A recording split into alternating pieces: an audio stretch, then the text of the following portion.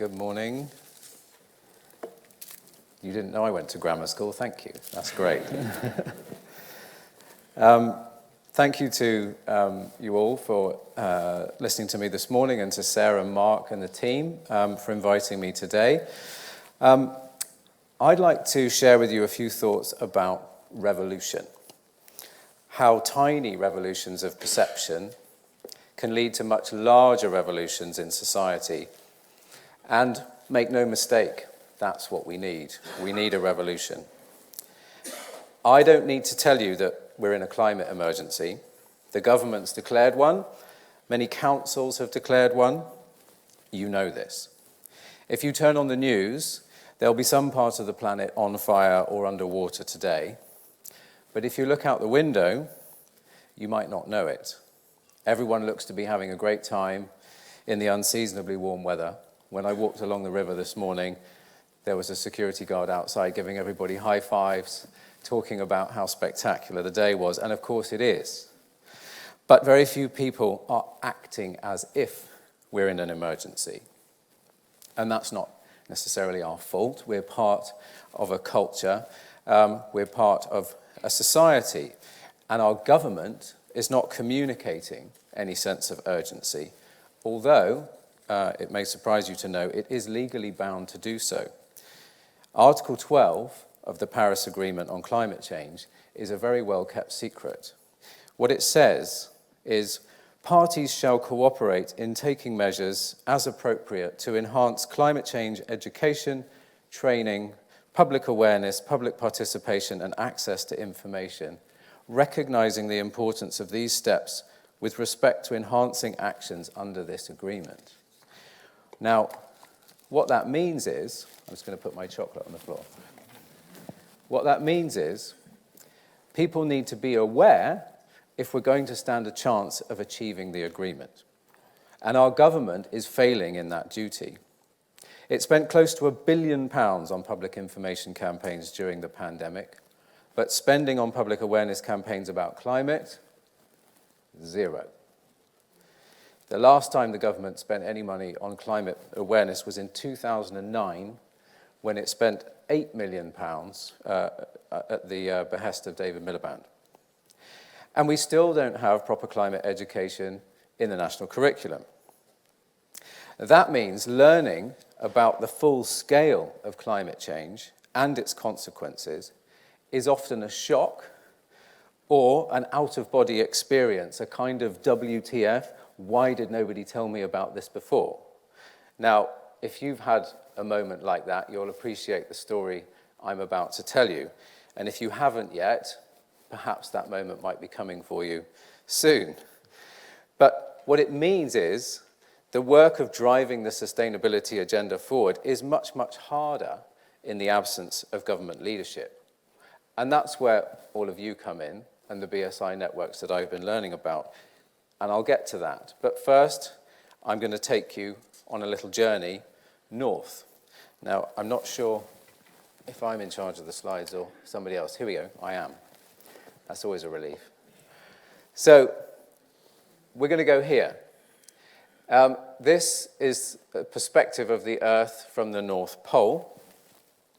And I went there really on a journey of self-education, because I thought, I don't know enough about climate change. I don't know enough about what's happening.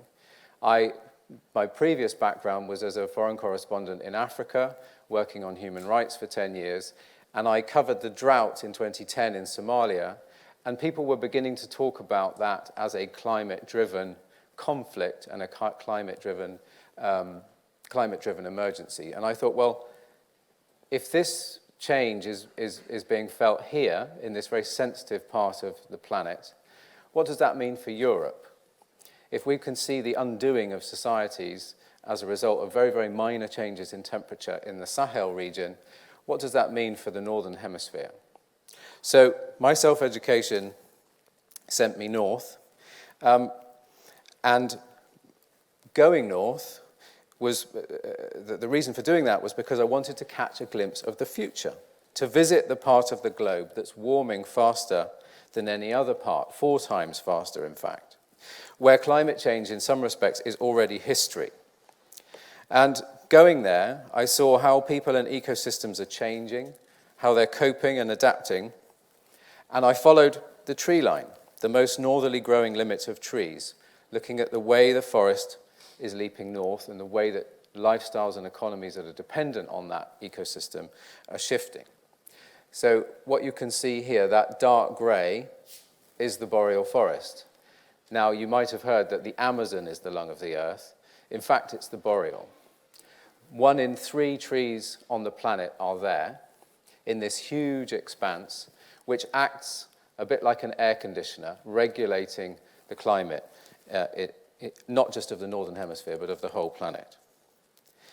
Once upon a time, trees were creeping north towards the North Pole at a rate of about 1 or 2 inches a year, ever since the end of the last ice age about 8,000 years ago. But in the last century, they've been picking up speed. And now some species are racing north at rates of hundreds of meters a year, turning the white Arctic tundra green. Now, the tundra is that little slip of light grey land in between the dark grey forest and the Arctic Ocean. So my journey in the book, which I'd be delighted if you were to read about, visits some of these sites along that line. And the place where I had my out-of-body experience was at the most northerly limit of trees on Earth, which is a place called Arimas, which, if you just see where the end of the ocean is, you see that kind of bulb of land poking out at the north of Siberia. That's where it is. 72 degrees north on a place called the Taimyr Peninsula. It's about as close as you can get to the North Pole on land. And to get there, you have to fly east from London to Moscow, across 5 time zones to a place called Krasnoyarsk, then north for 2,000 miles to a small town called Katanga. And from Katanga, I drove in a huge Arctic truck called a Trekol. There we are.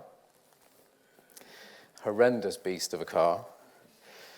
For 3 days along the Katanga River, that's the frozen Katanga River, stuck inside with 2 chain-smoking Russians called Kolya and Kolya. For 3 days, they couldn't turn the engine off, because if the engine stops at minus 40, the only way to get the engine going again is to light a bonfire under it. And obviously that's a little bit risky. So, rocking around in the back with no seat on a bench, and the only other things in the boot were 10 litres of vodka, a rifle, and a trailer that's not in that picture of 5,000 gallons of diesel to make sure that the engine kept running.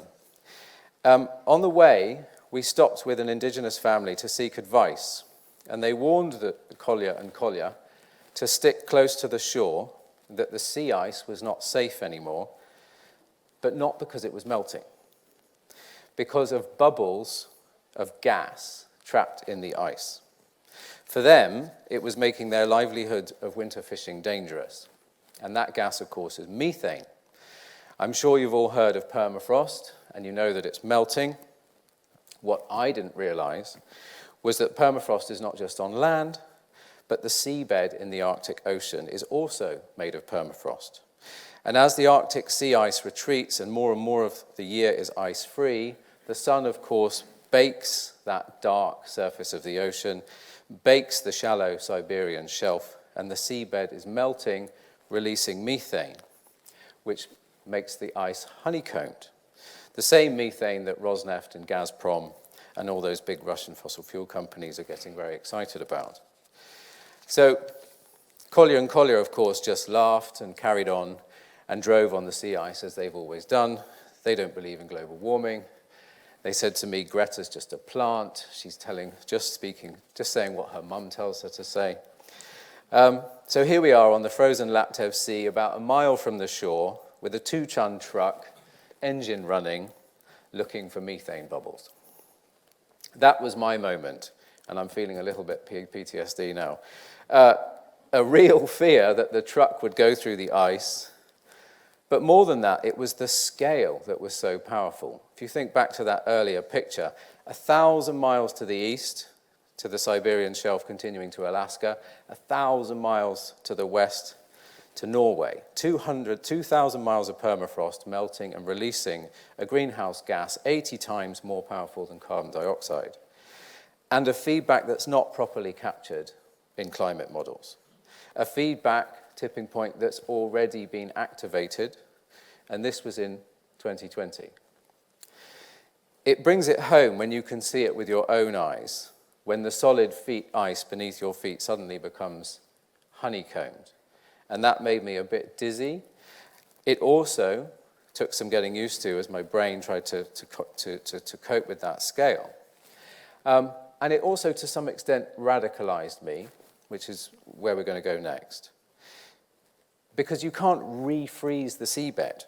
This will keep happening until we get emissions back below 350 or possibly 300 parts per million of carbon dioxide, when the ice might begin to regrow. That's the safe level of carbon dioxide in the atmosphere. Who knows when we left the safe level behind?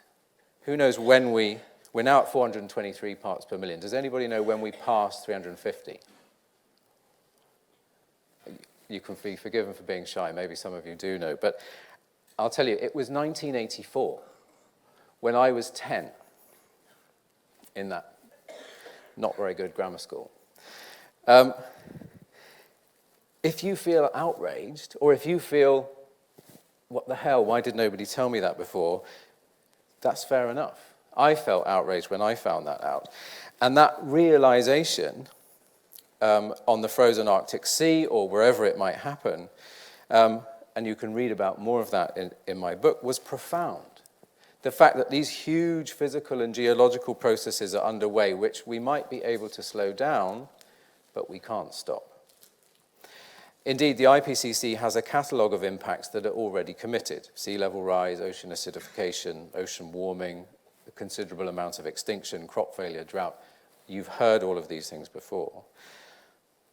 But it's very hard to embody that, to feel it. And climate change, global warming, is not therefore an issue that we can campaign about. It's an emerging new reality that is already here. Something for which we are totally unprepared. There's a phrase that Alex Steffen, the futurologist, used: we are not prepared for what's already happened. Sustainability is not about the right thing to do.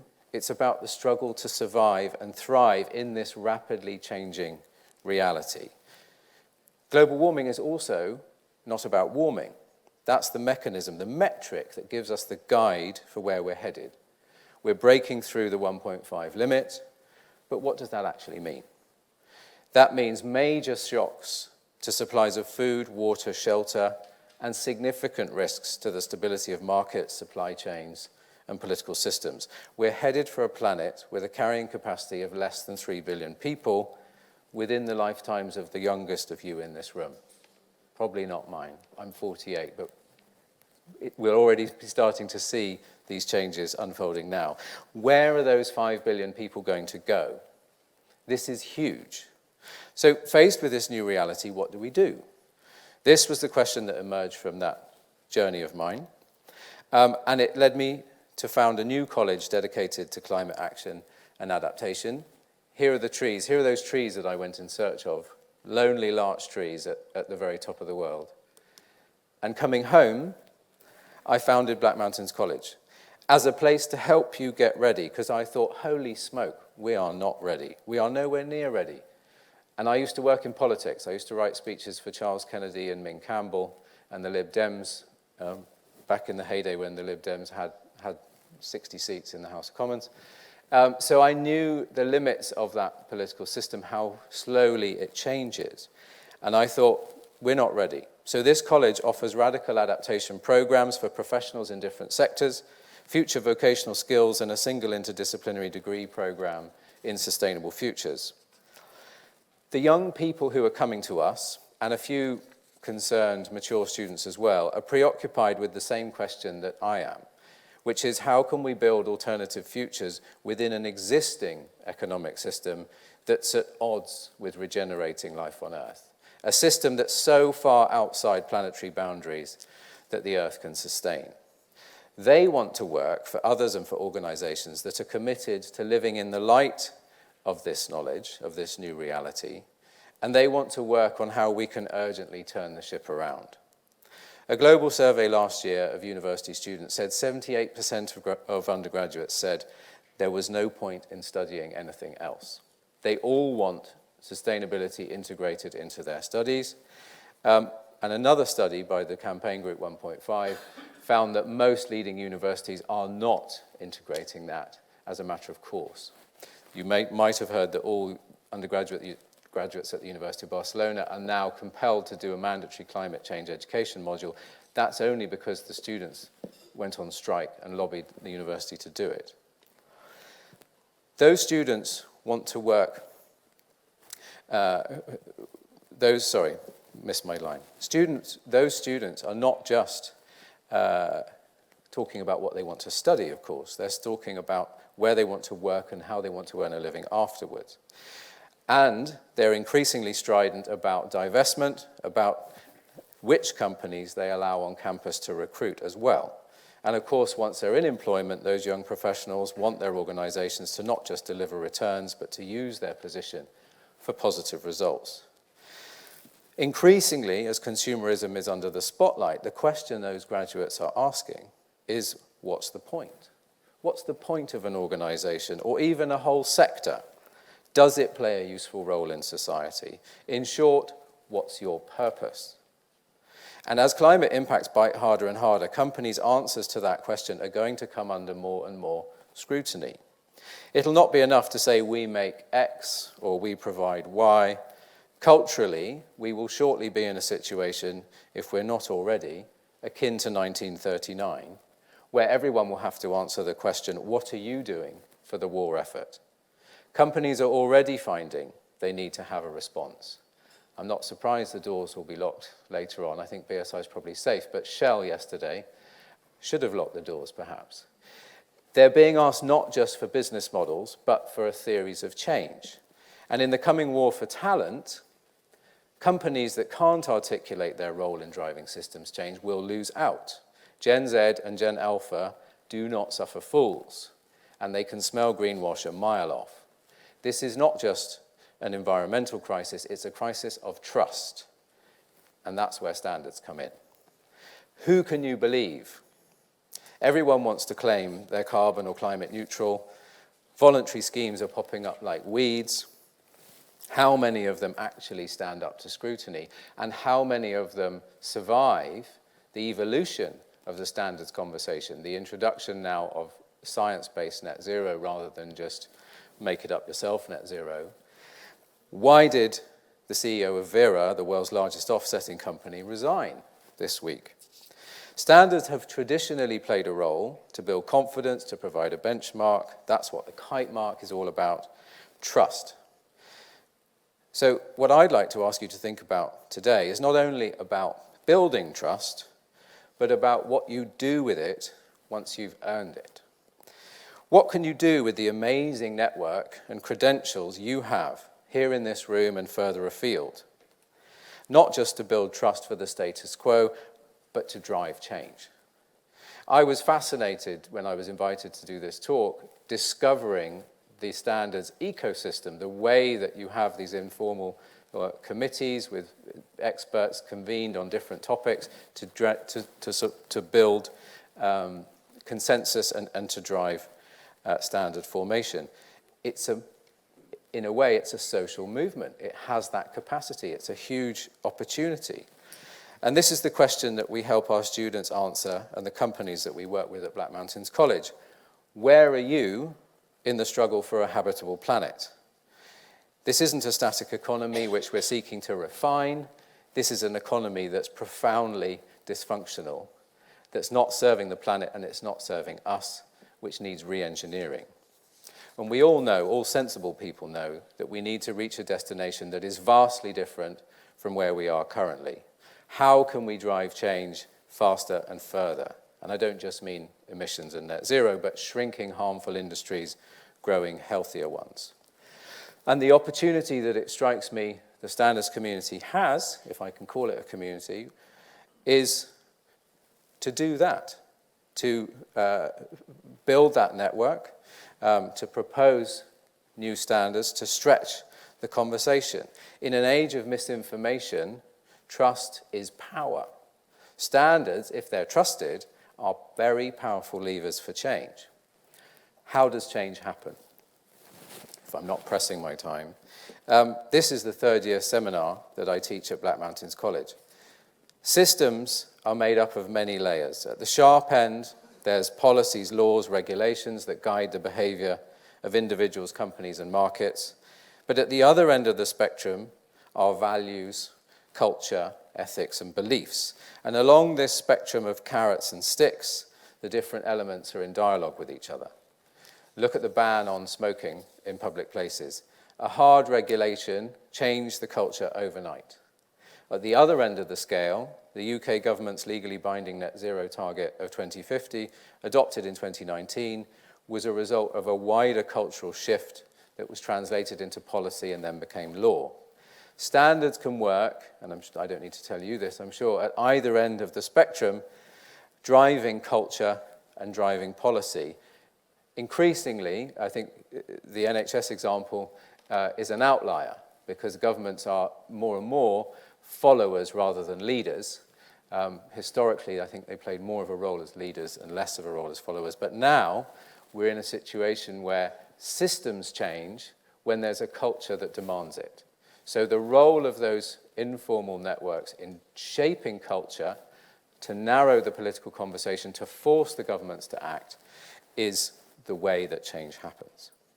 So to give you a couple of examples, companies and sectors, of course, are at root people. If you can adopt voluntary minimum standards across a whole sector, can you then lobby the government to change the law? Is that part of your theory of change, part of your ambition for what you're doing? If you can establish a gold standard for fashion manufacturing, can you inspire a cultural revolution in what's cool? To me, this opportunity is quite exciting. I tried to buy some trainers the other day. In the end, the only way I could be sure I wasn't buying PFC toxic plastics that had not been made in a sweatshop was to buy canvas shoes 100% manufactured in Germany. Trying to live ethically in a free market economy that's hostile to life is frankly exhausting. My mum screamed at me in the supermarket, "Just tell me what to buy." I understand that frustration. We shouldn't have to shoulder that burden ourselves. We should be able to rely on our governments to keep us and our habitats safe. But in many cases, national governments have, to varying degrees and in many different ways, failed. Citizens and customers and prospective employees want better. They're looking for ethical guidance. They want to be part of the solution, and that means it's up to us. It's up to the students I'm trying to teach, to you guys here working within peer-to-peer networks in industry, trying to raise the game. So that's the challenge I'd like to leave with you today, is how to do that. How many leaders do we have who are benefiting from the status quo, but who have the courage and the acumen to call out harmful practices and work tirelessly to build coalitions to change them? How many hide behind the easy excuses of shareholder value instead of imagining alternatives and setting new examples that might become standards that then might become law in due course? Those are the exceptional people that my students and, I'm sure, a growing number of future generations want to work with. Those are the leaders we're waiting for, and I'm sure there are many of you right here in this room. Good luck. We're in this together. Thank you.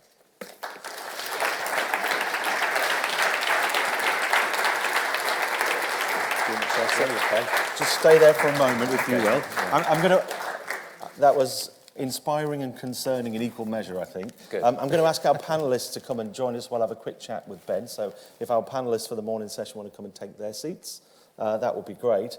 Ben, thanks for the words that you said about standards and about the role of trust. How encouraged are you about the way the discussion has moved on over the last few years? Because I'm conscious that we don't start these presentations anymore with a conversation about, is there climate change that's caused by human interaction, apart from your friends in the truck and maybe the next US president. Are you inspired that we've moved on, or is that just a sign of how far we've fallen? What I'm inspired about is the conversation within society, and particularly within business. I think the media is still doing a very bad job of communicating the reality and what it means. And I think government is still way behind where they should be, and the UK government in particular. So I think we're moving in the right direction in terms of the conversation, but the fact that we are still having to mainstream sustainability education in a tiny experimental college in Wales, and it's not being done across the board, is kind of mind-boggling, to be honest. But so your focus is in the next generation of leaders and how we can change their views. If you had a switch, is the key group governments, the sharp end as you described it? Is it people, or is it the private sector where the money is, or is it science? Where is the... If you could just, artificially flick one switch, who changes it? The systems change, which is sort of what I teach and my background, is about the dialogue between all of those elements. We've got the science. We don't actually need any more science. We've got the science. We need more awareness, which is where government and all sectors need to play a role.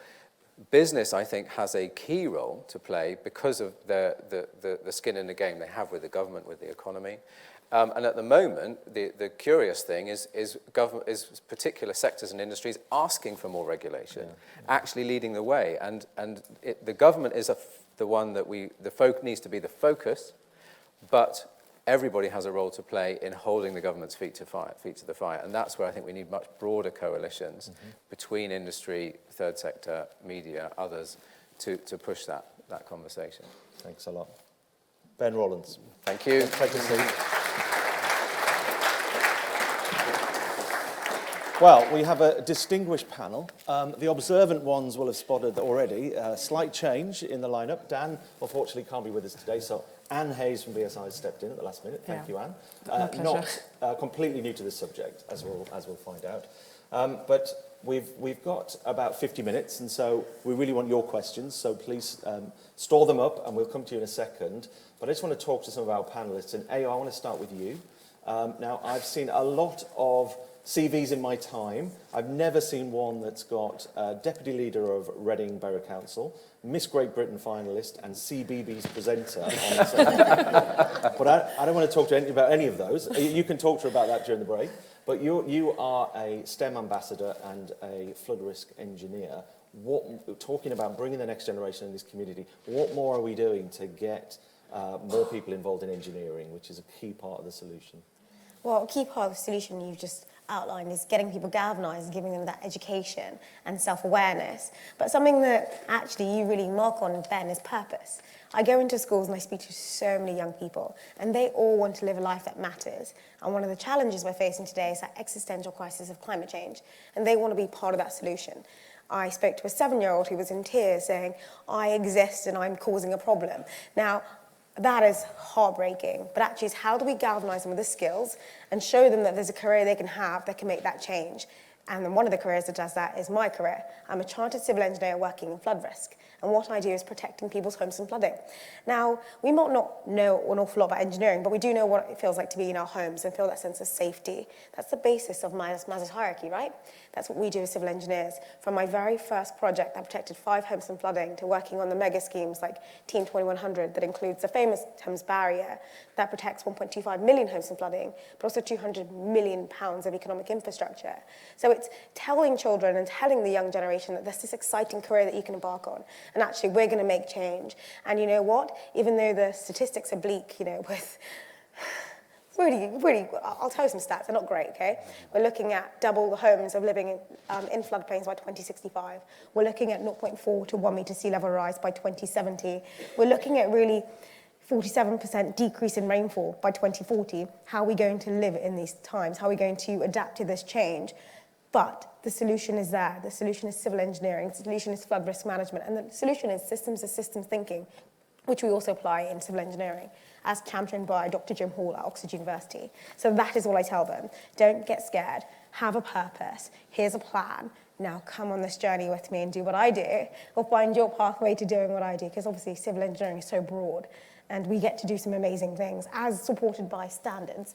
For my very first project, doing maritime projects actually, looking at BSI, I was like, how do I design this? What do I need to do?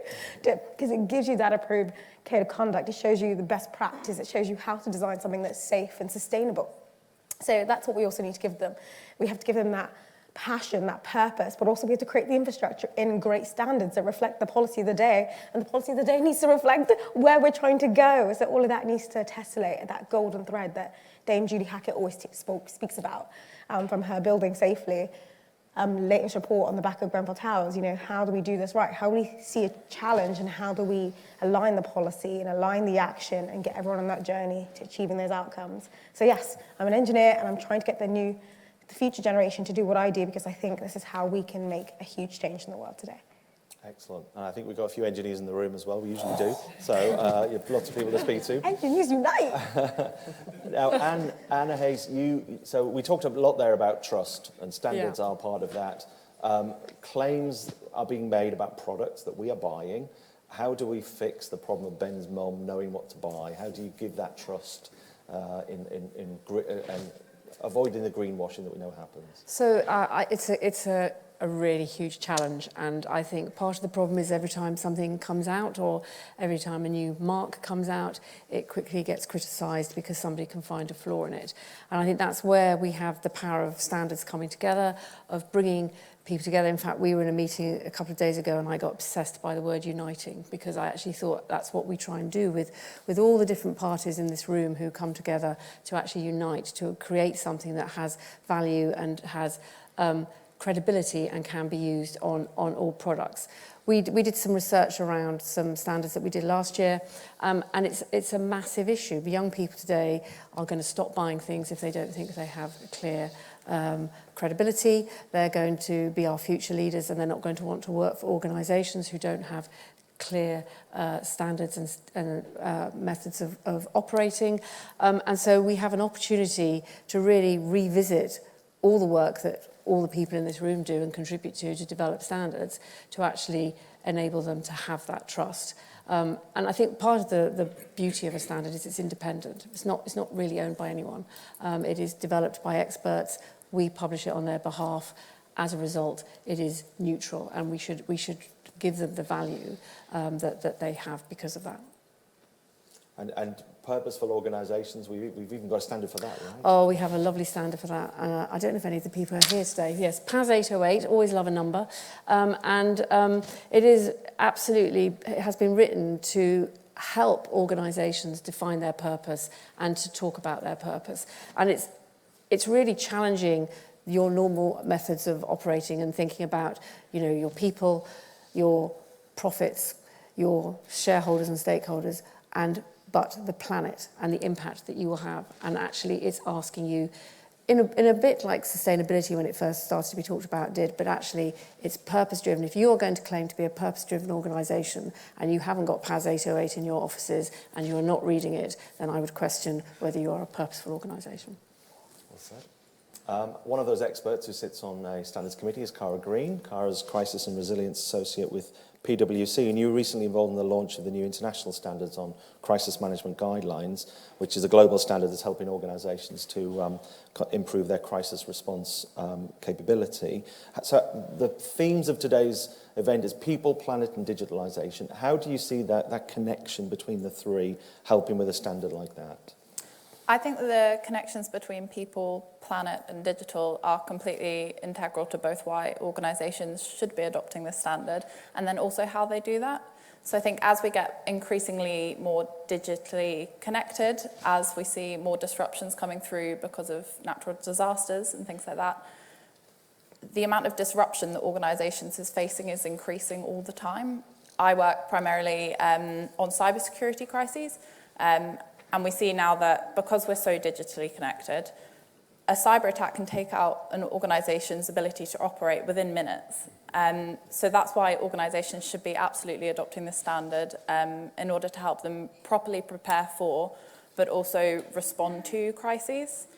And similarly, I think people, planet and digital, that's how organisations are going to build up appropriate resilience and crisis response capability. Something that the standard really focuses on is not just having the structures and plans and processes in place that you can respond to a crisis, but also making sure that your leaders are appropriately trained, they have the personal resilience, they have the crisis leadership skills, that kind of soft skills as well as the sort of hard skills in preparation to actually respond well to these increasing number of crises. Yeah, thanks, Cara. And Sophie Howe joins us as well, Sustainability Futures and Wellbeing Advisor, and you were the first in the world, the first Future Generations Commissioner, in fact, for Wales. How do we get that? And you're working with Ben as well at the Black Mountains College. How do we get the young people engaged in this process? What's the tools we need to develop? Well, I think it's really important for us to have a vision, and essentially that's what we did in Wales.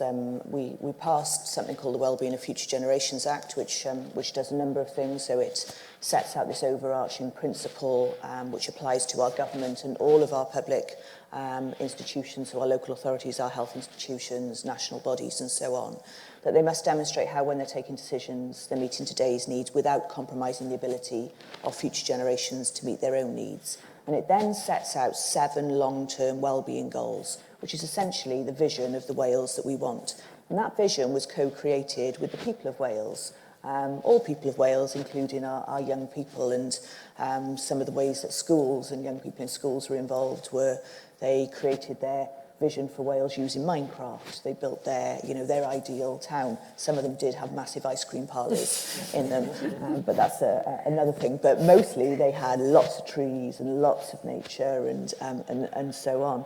Some of our kids wrote letters to their future selves describing what they would like their life to be like. But that thing around a vision is critically important, because what we're discussing here really are steps that take you somewhere, the standards that you can apply to getting somewhere. But the question I pose to the whole of the UK is, where is it that we want to go? Is there an agreed national vision for the UK? Now, you sort of think, you wouldn't think it was revolutionary for a country to have a vision of, and the questions we pose is, what's the Wales you want to leave behind to your children, your grandchildren and future generations to come? But it's completely revolutionary. There's no other country in the world that has a vision of where it wants to be for the next generation and the next generation again, set out in law. And that, therefore, I think poses a real challenge to us all, because part of my job as Future Generations Commissioner was to, there were some statutory things like monitoring the progress that the government was and other bodies were making in reaching our well-being goals and so on, looking at future trends and scenarios. But when we're looking to the future, generally, it's pretty dystopian. And I think that's quite a challenge in terms of the kind of mindset of people. And, and I totally appreciate the kind of 7-year-old who's saying, well, where do I fit in all of this? What can I do? Well, when you have a vision of what you want to do, yes, you have to anticipate the challenges that might be coming your way, that might knock you off a course from reaching that vision. But at least you know where you're going. And at least you can plan the steps, and whether that's using the standards to plan the steps of where you're going to go. There's a nice quote from Alvin Toffler who says, I'll get it wrong, but it's something along the lines of, you have to know where you're going so that you know the small steps you're taking are adding up and taking you in the right direction. So I suppose in terms of what I think that we need in the UK, I think we need that vision for the UK. It needs to be a co-created vision. It needs to bring together people in communities. It needs to bring together the 93%, of which I'm definitely one of those 93%. It needs to bring together experts. It needs to bring together systems thinking and recognise the connections between different things. But without that vision, we're all pressing kind of small actions, but it's difficult to see how that adds up to a whole. Yeah, thanks. We're going to come back to some of these points, but I want to throw it open. Let's get a couple of questions in. So we'll try and take them in blocks of 2 or 3, depending on how many we've got. So we've got 2 together here. We'll take those. And I might ask Sophie from the 93% Club to talk as well, because I'm sure that there's something that you've heard that inspires you. But if you want to say who you are and then ask the question, and we'll take a couple and then we'll throw them open. Good morning, and thank you for those wonderful speeches about what needs to be done. My name is Judy Ling Wong. I'm the Honorary President of Black Environment Network. Standards are not set in stone, but must constantly evolve in order to be relevant. My question to the panel, but particularly to Ben, is, as part of the revolution you would like to see, is there something that should appear in every standard to help build massive cohesive actions that deal with the reality of climate change? Great question. Let's take another question while Ben's formulating his answer on that one. I think we had another question just behind. And there's, sorry, let's go to the back first, and then we'll get a microphone there. Thank you, David. Good morning, everyone, and thank you, Ben, and the panelists for your inspiring experiences.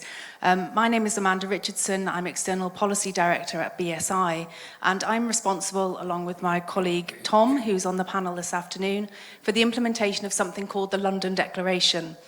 Now, this is BSI's and our International Standards Organisation's commitment to climate action, and one of the core objectives of that declaration is to incorporate climate science in all our standards. Now, when we think that there are 25,000 ISO standards alone, the impact could, of course, be huge. So I hope that the stories that we've heard today will inspire our committee members, the audience here, the standards users, BSI colleagues to come with us on this journey, but not only come with us, but to advocate for this change, because the impact that the standards can have is really significant. Thank you. Thanks, Amanda. That's almost an answer to your question, I think, Judy, as well, but we'll come back to it. Do we have one more question? Yes, one question in the middle there. Let's take this one. Thank you very much. My name's Catherine Russell. I'm a Standards Development Manager. The panel have all inevitably sort of framed this with a future-focused eye. But as people are living longer, you know, the generations above me will inevitably have the longest lives of anyone so far in history. While talking about climate change needs to be future-focused, those with the power who have contributed the most to climate change, they will inevitably hold that power for longer. And I see that as a massive obstacle to the future generations. Is there any way we can drive accountability for those who currently are in power and will inevitably be in power longer? Wow, great questions. Right. Ben, do you want to go first? Sure. I think there's a link between the 3 points, actually, and I think on one level it's very simple, on another level it's really complicated. The simple answer is Sophie's point about vision. London Declaration sounds as though that is a vision. How does that fit into a wider vision? And I would say if you can incorporate everything if you can give everything if you can hang every bauble on the Christmas tree, if you like.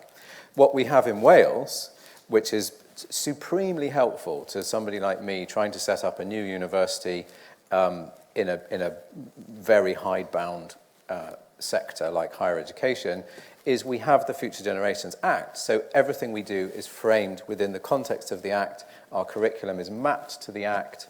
Everybody knows what we mean. We speak the same language. It creates a framework for conversations and a landscape, a roadmap, if you like.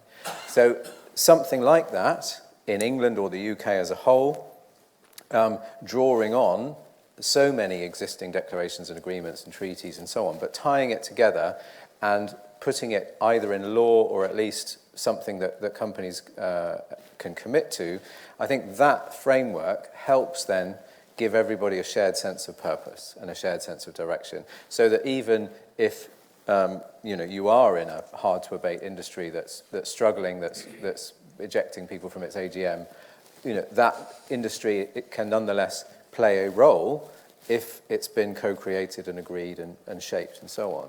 And that's where the accountability comes in, because you can say, well, yes, we understand there is a need for continuing fossil fuel extraction on a very limited timescale in order to get to here, but we've all agreed we're getting to here, and then if actually you abrogate certain standards or you don't meet your commitments to do that, then the accountability mechanisms kick in. That's politics, and we need better politicians. So, I think Our role is to vote for good people, to build coalitions, build networks, articulate that vision, lobby for a Future Generations Act for the UK as a whole, get our political parties to make that as a manifesto commitment, cross-party agreements. Systems change is hard work and it takes a long time, but it does have a role for everybody. Mm-hmm. Sophie, do you want to comment on particularly on that last point about that kind of settlement between the generations? Yeah, I mean, I think I'll try and also weave in an answer to a number of the questions and pick up on what Ben was saying. The other thing that is in our Future Generations Act is 5 ways of working, so 5 principles by which decisions have to be taken, and accountability through a Future Generations Commissioner. So I was an independent commissioner designed to hold the government to account. So those 5 ways of working are show me how you've considered the long-term impact of the things that you do. Apply that kind of future generations or good ancestor test, if you like. Prevent problems from occurring or getting worse. Integrate your actions to recognise the connections between all of the different policy issues and get out of your silos. Work together, so collaborate, because, single heroic acts may have their place, but they're not going to achieve the outcomes that we need in terms of meeting the challenges that we face, and involve citizens. So if those 5 principles were applied, and in fact I've probably just written a BSI standard for you right there. If those 5 principles were applied to everything that our politicians did, so yes, they would be involving the views of young people. Yes, there would be a test of how are you acting in my interest. Not that you just say you are, but you're legally bound to. One of the other interesting things that we did was to set up something called a Future Leaders Academy. And Ben and Black Mountains College have been involved in that as well. And that was identifying our brightest and best leaders from across a range of different sectors. There were a good few engineers involved in that. There were young care leavers, community activists, young entrepreneurs. And they did a range of things around leading through the lens of those 5 ways of working in their own organisations. But the most powerful thing we did is we paired them with existing leaders. And they mentored the existing leaders, not the other way around. There were some existing leaders who we had to really explain that concept to, because they were all about imparting their wisdom and knowledge on the younger generations. But actually, our younger generations are the ones who experience climate anxiety in the way that current leaders don't. They're grappling with gender and identity. They are digital natives. And the power of actually pairing in a one-to-one relationship, so our Nirishan, who was one of our brilliant young leaders, was mentoring the permanent secretary of the Welsh Civil Service. A really interesting relationship there, which actually led to the Welsh Government putting more young people on their main board, for example, driving through improvement plans on how they could do better, implementing the Future Generations Act. One mentored the chief executive of our Football Association for Wales, which has just produced its first sustainability strategy with an aim to be the most sustainable football association in the world. That's the power of young people imparting their wisdom on older generations and current leaders rather than the other way around. Right. Well, it's a really inclusive approach. Ayo, do you want to pick up on some of those topics around inclusivity in particular? How do you get those all voices heard? Yeah, I mean, I want to definitely pick up on the accountability and the inclusivity bit, because I think there's something there that we can all learn from. And I'm going to kind of come at it from my other hat, my political previous career as an elected councillor and deputy mayor of a town, because in that piece, one of the key things that I found was a challenge in the arena in actually working in this field and being in the rooms where decisions being made. There was just no one that was representative of the town we were serving. And that was one of the key barriers I found. And it's the same barrier I found in STEM that really galvanised me to do this work. I'm trying to be a STEM advocate. But in that sphere of, like, we're talking about, Sophie's giving the example now of making the decisions, making sure that the right people understand, and there is that kind of the right leader is getting the right insight to something they don't have that zeitgeist to. It is getting the right people in the room. It's creating that pipeline. And one of the things I was able to do in my time as elected councillor was, create this thing called Policies in a Box, how to be an active citizen, that was run for all teenagers around Reading town. And then they were able to have access to this and learn more about what it meant to be a local government. How did local government work? How could they get involved? And they could share their thoughts and really impart their wisdoms on me, but on all the other people involved in it. And also it would tee them up to see how national government works and just get them excited about things that they may necessarily not have the cultural capital to have access to. Because a lot of us don't have the right cultural capital to understand what it's like to be in local government, or to even think of yourself as an MP. But to be honest, the future needs people who want to make a change, to want to do those things. And to get them to want to do those things, you have to bring the veil down and you have to drop the barriers. Because that's what all of this advocacy and inclusion is about. It isn't just changing systems for the sake of changing systems, it's changing systems for the better. Dropping barriers that are stopping the right people who are so interested in making a change to the world, allowing them to be in the room. So that's one of the things we're able to do, has been active citizen. And it's just one model of how you can try and outreach. And I think for us, especially as engineers and those working in standards, we have a responsibility to do this, be it, going into our local schools, be it going to speak to girl guides or any of our local community groups. There is an element of that. I think it's something that the institution of civil engineers says, it's our professional commitment to go and share what we do. And I think it's all our professional commitments to go and share what we do and to drop those barriers and give people the cultural capital so they can see themselves in these roles. So we can drop down the barriers that stop them from thinking they can do those things. So we'll have a very diverse future in Parliament, in local government, and the changes that we want to see made, the accountability we want will come. So isn't that those MPs of the future are going to be so long in the tooth by the time they're there. They're going to be younger, they're going to be more dynamic because we are going to equip them to be so. We've had some incredible young councillors. We had one that's 19 and I was 21. I was elected youngest deputy mayor since the 13th century. So the barriers is changing. It isn't just age that's going to be that valuation of skills. It's going to also be like passion for the thing, understanding of this particular area you're looking at, that subject matter expertise and that situational leadership that's going to be important, because you have leaders today who may not have the situational leadership to make the decisions on the issues that are pertinent to the people of the day. So there is that element as well. Fantastic. And Cara, you joined the standards community recently. What were the barriers that you found? It's a safe space. You can tell us. What were the barriers that you found? How could we have made your transition from somebody who uses a standard to somebody who makes one easier? I think, to be honest, it's been felt like a very inclusive community. You've heard from Ayo and Sophie that you really want young people to be involved in these, but I think as a young person, it's just not being afraid to get involved in those things and not feeling like, I think it's very easy as a young person to feel like you don't have the experience or,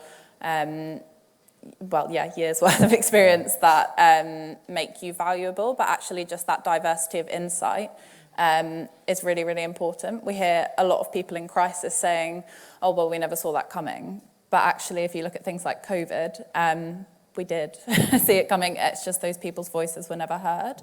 There was various white papers written on COVID and the increasing chance of us experiencing a pandemic. But that was just never recognised and never planned for. And I think it's super important that we start to get that diversity of insight. So yeah, I think for young people, it is just not being afraid of trying to get involved, even if it's just small things, and feeling like your opinions are valued on these things, because they evidently are. I think even things like coming here today, I was feeling like, oh, I'm not sure how I've ended up on this panel, but really glad I'm here. Yeah. Well, we're glad you're here. I want to bring Sophie in, actually, because the 93% Club is all about that. It's all about getting other voices heard, right? These are people who might not find it as easy to participate in things like the standards world than other groups. I'm really interested in your experience and why the 93% Club was set up. Do you have a microphone? Is that right? Thank you. I wasn't prepared to be on this panel. I will be on a panel later. Well, I had a question for the panel, which I guess touches on the point. So the 93% Club is a network that I set up when I was 19. I was the first in my family to go to university. I'd grown up in a council estate in North London. And when I got there, Bristol University was 40% private school at the time and 60% state school. And so you had two groups of people who had been separated from as young as 5, who for the first time were interacting with each other, whether that be kids from private schools who had always been destined to go to university, and kids from state schools, particularly state comprehensives, because we know there's a disparity between comprehensives and grammars, who had arrived at university and didn't know what they were walking into. And it's a shame that we didn't have that social cohesion from very early on. But that's the 93% Club, and I will be talking about it later on the panel. My question to the panelists, and I think Sophie and Io touched on it briefly, was, I guess, firstly, conversations around the environment can sometimes be quite a middle-class talking shop.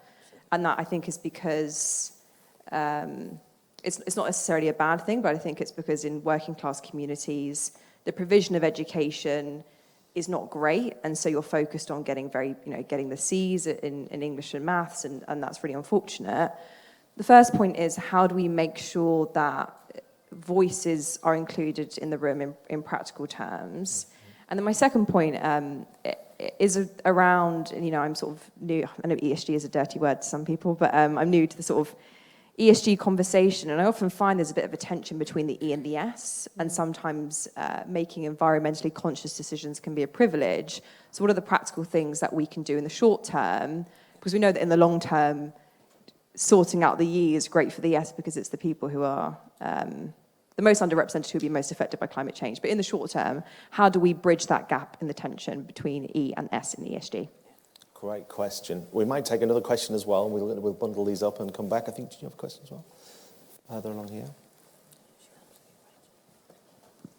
I'm Mish Dowie, Bose Consulting, so private consultancy, specialising similar to Cara in security. So I've gone full circle from, being part of the MOD's student scientists, so identify with you under the STEM movement. And would you believe it, last year in October in 2022, so this is challenging Ben's point, I was in a room with some of the biggest global consultancies, and two of the biggest consultancies were still debating the sustainability agenda. Wow. So my question is, what in that forum, one sentence, one paragraph, could I say to these guys to make them believers rather than non-believers, so we can actually get on with the topic at hand, which is to make sure vendors, consultants embed sustainability as just something a bit like security. It's now security by design. We don't even think about it. It's just done. Sustainability in some of these vendor communities is still being discussed as a non-believers versus believers topic. Great question. One more question, anybody? And then we're going to take in the centre. There's just one in the middle there. Thanks. And then I'll come back to you. So do you have one over there as well? Okay. Thanks. Thank you. I'm Charles Hardy, CSR UK. I'm a consultant who's mainly dealing with country, UK and ASEAN, Southeast Asian nations. And I'm involved a lot with standards. Companies over there want to know what have they got to do to be able to sell their product over here, and UK companies want to know what they want to be able to do over in Singapore or Philippines or whatever. But back to the point that Amanda made, I'm wondering whether, with all the thousands of standards documents we've got, how do we implement getting the thing about climate change into there? And I'm wondering whether maybe a solution, I don't know what the panel will think, if we do create just a standard for the climate change, which sits sort of kind of on top of all the thousands of standards, and whenever anyone accesses any of those other thousands of standards, automatically it's highlighted and put up and said, you need this one as well. Yeah. I don't know what you think about that. Fantastic. Right, well, let's come to those. So this question from Sophie about this conflict between the E and the S of ESG, these choices that people are making and how you make sustainability by design. And then maybe, Anne, you can come in on some of those questions about climate change standards. Any volunteers to go first? Ben, do you want to jump in there? Sure. I think if I start with the ES question, I think, again, it's the simple answer is the vision. If you know where you're going, then you incorporate everybody, and that's where the 5 ways of working is really useful. And I haven't seen past 808, but if it's that standard or another, I'm sure there is guidance there which can talk about how you ensure diverse perspectives, equity in your practices, the number of people on your board, young people on your board. We have a youth panel that it informs where we can have a sounding board and incorporate some of those conversations. So if you, and I would also say that we actually should, in a way, we need to amalgamate the E and the S. We shouldn't be having two different conversations. The vision is not business as usual, but with renewable energy. The vision is a totally transformed economy that's within planetary limits. So that's the lesson of donut economics and Kate Raworth's work, which is carbon overshoot is one element, but actually you've got nitrogen, you've got plastics, you've got so many other contaminants, you've got water. You know. So if we're talking about planetary boundaries, and within that, of course, is the S inner ring. So the donut is the planetary boundary on the outside, and the human social equity ring on the inside. So if we can actually have that as the vision, then the E and the S comes together. In terms of sustainability by design, changing people's attitudes is really hard. And what we know about what we do in terms of pedagogy at Black Mountains College is really trying to drill down into how people learn and how you get perception change in order to feel differently so that you learn differently. Learning is about emotions. Is about, and you know, as we know from neuroscience of dancers, you might have memory in here, or in here, or in here. It's not all here, and it's definitely not all verbal. So how you actually get people to experience something different, or to understand something different, is through experience. So that might be you take them by the hand and you show them something. It might be you ask them a really left field question. It might be that you suggest they speak to their children. But it needs thinking about, and it's going to be different for everybody because all people learn differently. But I would suggest if there are key people that you are seeking to influence, it's worth reading a book called How We Learn by a neuroscientist called Steph DeHane. But thinking about that experience rather than words. I wouldn't say it's necessarily anything you say. It's maybe something that you show them or invite them to experience. I know you've campaigned on neurodiversity issues. Do you want to pick up on that point? Yeah. Firstly, I'll answer Sophie's question on E&S. It's a key factor. It's something that comes up all the time. I saw that as a counsellor when we'd be trying to achieve one thing, but it'd be in conflict with another. And I think what we found as counsellors, we put sustainability in every question, every policy decision, and from the lens that we think about as engineers, as environmental, economy, and social, it really changed our thinking. And it helped us really challenge that. So if we're going to build this building, but actually it's going to affect air quality, and we know that certain communities live here and they've been deprived with air quality issues in the past, and we've had one official death of the coroner's report's air quality for an area in southeast London, Lewisham, then we know that we need to do something different, and we share that and we vocalise that. So it's about providing context to those decisions that allows us to integrate that. But also there's some communities that you have to meet primary needs before you do secondary needs. And that will lead me to one of the initiatives I co-founded, Plastic Free Caversham, in my constituency, which is the first constituency to get plastic free accredited in Reading, right? But there's 16 constituencies in Reading, but that's not achievable across all of them because some of them don't have basic needs because they have the highest level of childhood poverty. So it's about meeting primary abject needs first. We can't talk about higher ranking needs when someone can't feed their children. So it's about that humanity as well, and that kindness. And that also leads to the second question: how do we take people on that journey? And this is how I'm going to link in the neurodiversity piece and the D&I bit. When we go on this journey to saying sustainability is important, we can take the lessons that we've done in diversity and inclusion. For example, I campaign on neurodiversity because I'm neurodiverse myself. And initially, when I first started having this conversation, I felt conflict. People were like, why is this important? And I actually had to first of all start from a point of kindness and understanding their perspective, and then approaching it with multiple different prongs. First of all, this is the value added by neurodiverse people. That we make 30-40% of the population. There are people like us, like Erodos, or all these great minds who've done these great work, Alan Turing, the Enigma code, 14 million lives saved, shortened the war by 2 years. I'm going to tell you numerically the value add. Now, I hope in the future I don't have to tell you the value add of 30 to 40% of the population because they save lives and they have innovation initiatives. But right now, this is where you are. So to go on that journey, I'm going to show you the numbers. Like, if we can include the neurodiverse mind that is so different, that is systemizing in its approach, that is a what-if mind as kind of championed by the leading mind from Cambridge University on this, we will know that actually the value add is tangible. It's the people who can help us have innovations that will solve the world's crises. And by meeting them where they are with the numbers and the statistics, hopefully we can then engage them to a deeper journey to then, okay, on a personal level, why is this good for people to have? Why is it that when people feel included, they can be themselves? Why is it that you then feel included by including other people? And we get to go on this personal journey of the individual, going on that hero's journey almost, as kind of Campbell would have, that 12 steps, to then embarking on that odyssey to seeing how do they include themselves, and by going on that introspection they can include other people, and they go on this whole journey. But it starts by meeting them where they are, and sometimes with the very callous statistics of this is where we are, this is what we need to do.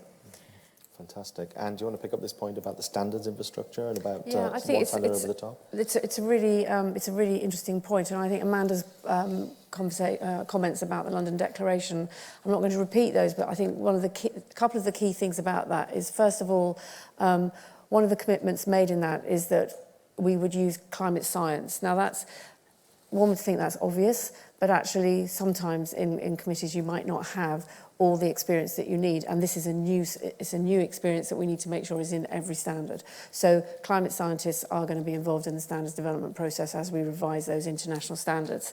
The second thing that I think is really, really crucial is that if you look at the proportion of how sort of the Northern Hemisphere and the Southern Hemisphere are represented in standards development, you will see that the Northern Hemisphere are far stronger. So another commitment is those that are most impacted by climate change will be involved in the standards development. That's a massive shift. And that's not always easy to do. It's not, there's not hundreds of thousands of people out there wanting to get involved. So therefore you have to prioritise the areas that we're going to look at. And so we are taking advice from climate scientists actually as to where we can have the biggest impact. And there's a big debate about whether you just put something in every standard that covers it, but actually you almost are not taking it seriously enough if you just sort of put a blanket approach across the top. So we are sort of categorising things. The other thing that Ben talked about was around sort of the oil and gas industry and things like that, having to transition. Some people have said to us, well, you just shouldn't be creating standards for them. If we don't create standards for them, it's just going to make the whole situation worse. So we have to transition those industries and those sectors into a new environment and a new way of working. So that's the other thing I would say that we're seriously looking at how we support. But I do agree there comes a point where you say, okay, you need to have made the transition. But we have to accept that there are populations reliant on, with their economies, on some of these industries, and we have to help them transition over to it. Have I answered all those questions? Just the overarching standard.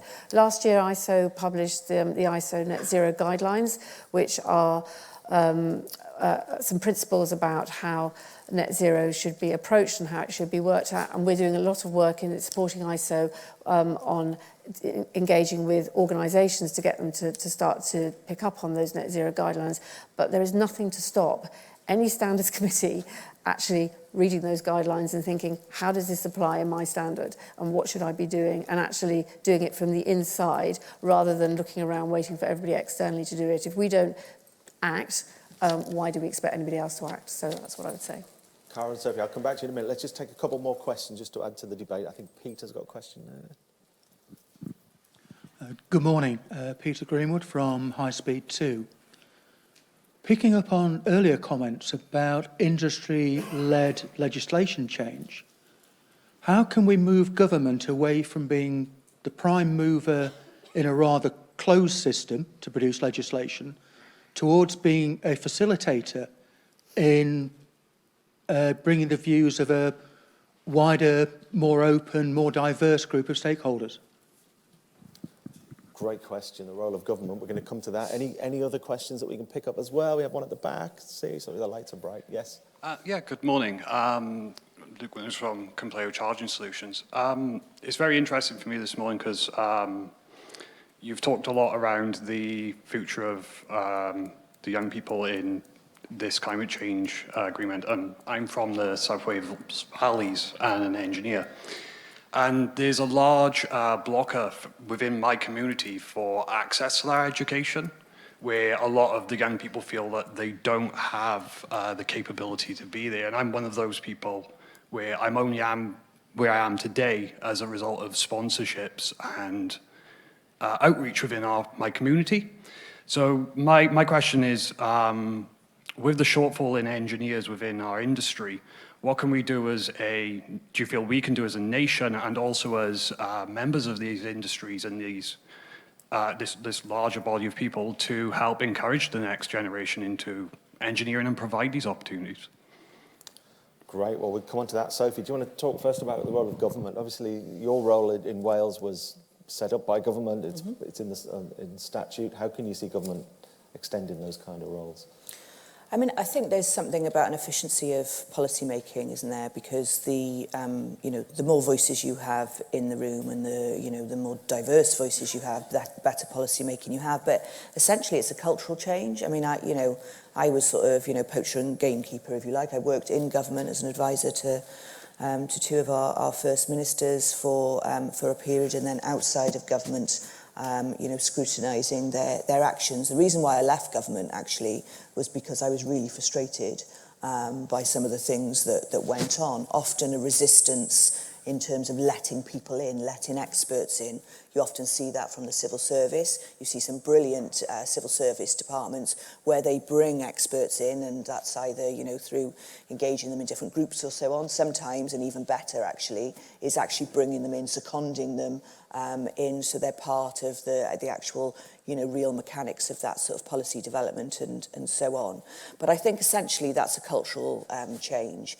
As I said, we've got this principle that's set out in law around collaboration and involvement, which is really helpful. As a result of that, we've seen some shifts. Just yesterday, actually, there was royal assent given to a new law in Wales called a social partnership bill, which is putting on a statutory footing partnerships between government, business, public services and trade unions.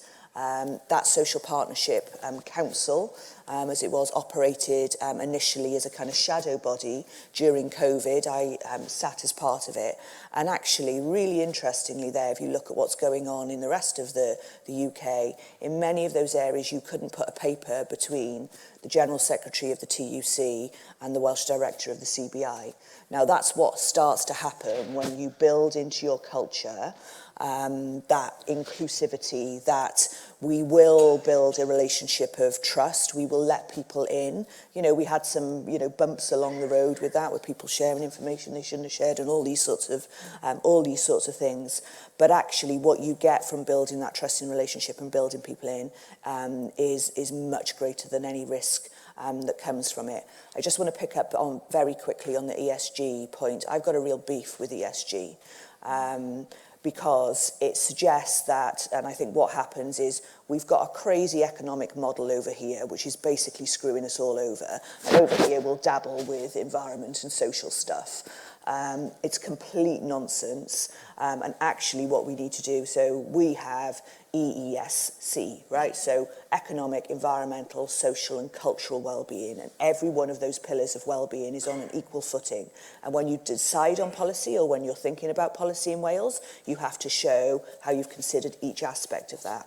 So what does that mean? That means the things that we choose to do should be both good for current and future generations and take into account equality, environmental impact in terms of carbon, nature impact, our goal of cohesive communities. How do we reach the goal of a healthier Wales and a Wales of vibrant culture and thriving Welsh language? So you would choose to do things like invest in improving the quality of people's homes, because that takes people out of fuel poverty in the here and now. It reduces our carbon emissions in the long term. It creates jobs. And by the way, there's an add-on to that and challenging, okay, we want those engineers and those people coming in to do that work to improve the quality of people's homes, not just to be solely white men. So we have to put in interventions now to make sure that we are attracting people furthest from the labour market. So it's back to the question over there. There is a skills pipeline for women, and there are a diversity of talent there, and that they are able to go into those jobs which are having those multiple benefits for people. So ESG is nonsense. What we need to do do is actually shift to a holistic focus on well-being, where our economy and economic models do not trump social or environmental, or as we have in Wales, cultural well-being. Excellent. Cara, do you want to come in on any of those things that you've heard? Maybe about government involvement as well in the standards? I'm interested to know if they're involved in the standards you're involved in. If I can just quickly link back to that security by design concept, I really liked your comparison to that, actually, and thinking sort of as sustainability from the ground up rather than sort of trying to bolt it on at the end, which I think is currently what a lot of organisations do. I heard a colleague talking recently about how when we hear the word sustainability, we often think immediately climate change, we think the environment, which is absolutely right and very, very important, but I think it is wider than that as well. Thinking about sustainability is actually making decisions now that allow us to do what we need to now, but not compromise the ability of future generations to live, to live in general. I think that decision-making process and everything that you're doing and making sure that any decisions you're making are not compromising future generations is actually a really good way of thinking about it, and something that I think, to your point, is quite difficult for people to argue with. I don't think anybody would argue that it's okay to make decisions that compromise future generations. Absolutely.